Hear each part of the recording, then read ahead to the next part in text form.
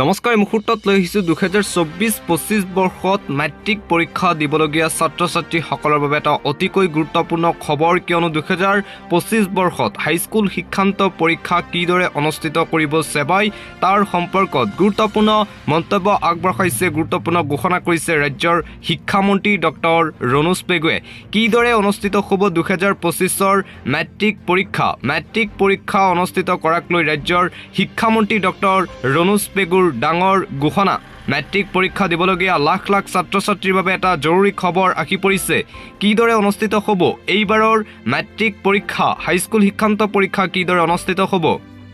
matric পৰীক্ষাক লৈ শিক্ষামন্ত্ৰী doctor Ranoj পেগুৰ মন্তব্য নতুন নিয়মেৰে অনুষ্ঠিত হ'ব মেট্ৰিক পৰীক্ষা সলনি হ'ব মেট্ৰিক পৰীক্ষাৰ নিয়ম বহুকেইটা নিয়ম সলনি হোৱাৰ আশংকা আছে মেট্ৰিক পৰীক্ষাক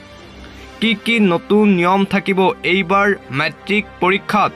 কি নতুন নিয়ম অন্তৰ্ভুক্ত হ'ব মেট্ৰিকত সৰ্বভাৰতীয় পৰ্যায়ৰ পৰীক্ষাৰ দৰে অনুষ্ঠিত হ'ব এইবাৰৰ হাইস্কুল শিক্ষান্ত পৰীক্ষা মেট্ৰিক পৰীক্ষাত নাথাকে শীৰ্ষ 10টা স্থানৰ ব্যৱস্থা পুনৰ নাথাকে ৰেংকিঙৰ ব্যৱস্থা মেট্ৰিকত 2 এদিনতে মেট্ৰিক পৰীক্ষাৰ ফলাফলৰ পৰা আঁতৰাই দিয়া হ'ব ডিভিজনৰ ব্যৱস্থা শিক্ষাৰ্থীসকলে লাভ কৰা নম্বৰো কৰা নহ'ব ৰাজহুৱা সকলো সিক্ৰেট ৰাখিব চৰকাৰে মাত্ৰ 5 ফেইলৰহে ব্যৱস্থা থাকিব হাইস্কুল শিক্ষান্ত পৰীক্ষাত উত্তীৰ্ণৰ প্ৰমাণপত্ৰ লাভ কৰিলে ছাত্ৰ ছাত্ৰীক দিয়া হ'ব এই প্ৰমাণপত্ৰ কেনে ধৰণৰ প্ৰশ্ন আহিব এইবাৰৰ মেট্ৰিক পৰীক্ষাত তাক লৈ মন্তব্য ৰণোজ পেগুৰ 2025 চনৰ মেট্ৰিক পৰীক্ষা খুবেই সহজ হ'ব পৰীক্ষাৰ্থীৰ বাবে শিক্ষামন্ত্ৰীৰ ঘোষণা